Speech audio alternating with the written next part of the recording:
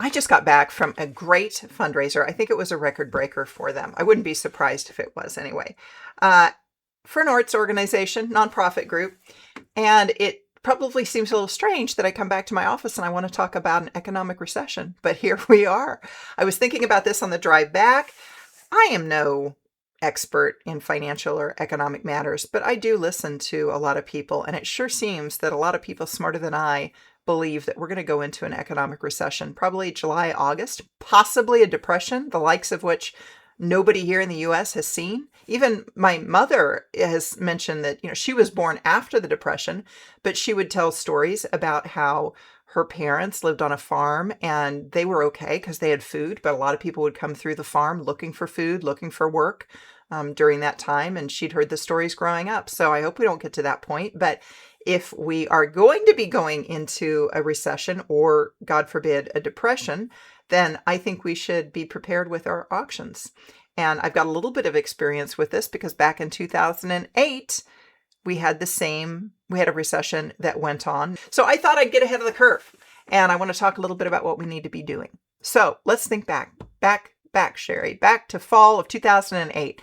And that was when, and into spring of 2009, I had a lot of clients. First topic conversation when we would have our consultations is, what are you seeing out there as you travel around the country with these auctions? What is the economy doing to these auctions? And I want to stay pretty positive here, although in a future video I might talk a little bit even more about this because I think I might even have more to say than what's going to fit into this video. But at that time, I would talk about how millionaires have been made in economic downturns. Businesses have made gazillions of money in economic downturns, not all of them. But one of the examples that I used a lot then, and I'm going to use with you right now, is the story of Harry and David. Now, if you're familiar with that mail order catalog, they got their big break during the Depression. So it was these two brothers. They had these fancy pears that they were growing in Oregon, and their market was the affluent European market. They would ship these pears to Europe, and that fell apart during the Great Depression. They started looking around because they had all these pears and no one to sell them to. And they decided, you know what, we should get business owners in New York and in San Francisco to buy these pears and give them as gifts to their clients. And at that time, the U.S. Postal Service was starting to roll out some new programs. So the idea of shipping things like that through the mail was a bit more, they could figure out how to make that work. So the two brothers put everything on the line, spent all their money getting tickets, and went out to New York and went out to San Francisco. And by golly, it worked. These business owners decided that these pears would be great business gifts.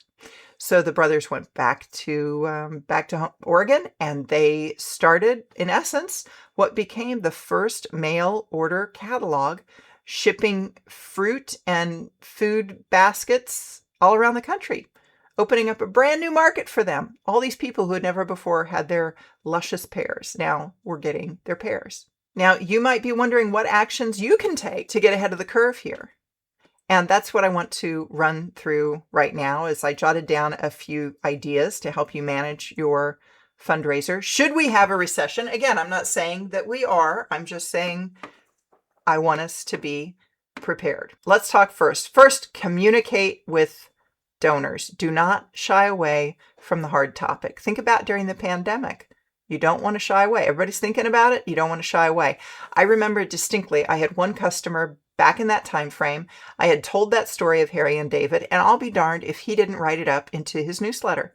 And I liked the way he handled it. He was straight up. He talked about some of the good work that the nonprofit was doing. He talked about some of their needs, and he talked about how these are the times we need to band together to make this work. And he shared the story of Harry and David. I love that. So you want to continue to share your work, and you want to continue to communicate your needs. That's number one. Number two, start procurement earlier than usual. You might get more no's this year. That's okay. They have a right to say no, but you have a right to ask the next person and the next person and the next person and the next person. So put that down. Start procurement earlier this year. Number three, you're going to throw a wider net.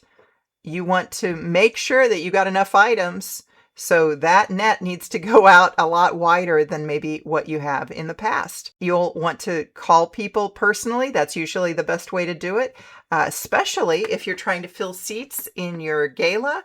Reaching out personally is going to have the biggest impact there to keep your audience numbers up. Number 4, be creative in the types of items that you'll need. If you don't think that one category of your items is going to sell well, think about what will sell well. I'll tell you, creative items like lunch with the mayor, or a couple of weeks ago, I sold a ride to school in the police car. Those kinds of things are always popular regardless of economy. During the pandemic, at first initially we weren't really selling trips, and the consigners that were offering trips really had to stretch their expiration dates and so forth, that I don't know. Again, I don't even know that we're going to have a recession, but if we do, then I would assume that travel might be hit, especially in the airlines trying to fly places. It could be that trips that you maybe offered in the past, you start looking closer to home and offering things closer to home that are easier to get to and aren't going to require jet fuel.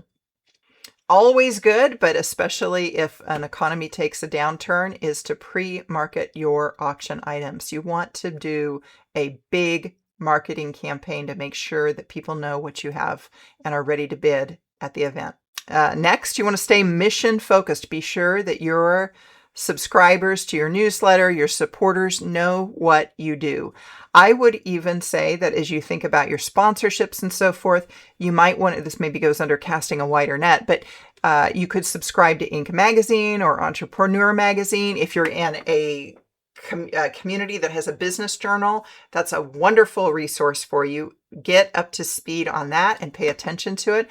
See what businesses are growing in your community. See what industries are doing well in your area. That's where Inc. and Entrepreneur and your business journals are going to show some of those businesses that are thriving. And finally, maintain an upbeat and positive attitude. I'm telling you, enthusiasm sells, and it's going to be a lot easier to convince donors that they should give to your cause when you personally believe that they should. So when you've got that attitude, you attract that to you.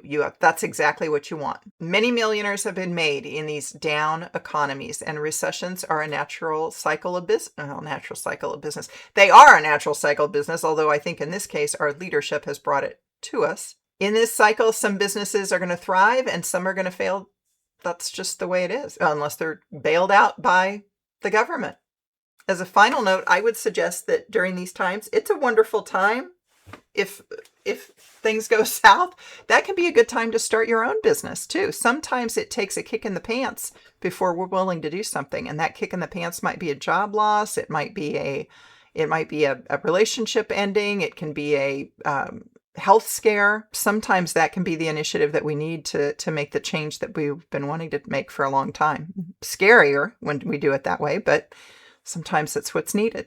Even if the traditional places that you used to seek for sponsorships and items is not fertile, if that ground isn't fertile, look elsewhere. There is still money being made. There is still money being spent. You may have to seek it in a different part of the pasture, but it's there. So just keep that in mind. And again, I'm not saying that we're having a recession. I just want to get ahead of the curve if we are. And some feel that that's where we're headed. So on that happy note, I'm going to go ahead and take off and head to bed. If you're looking for other ideas, redappleauctions.com. I'm Sherry. I might be back again. I've got some other things I might want to talk about with regards to this, the types of groups that call and so forth, but we'll let it sit for now. Good luck.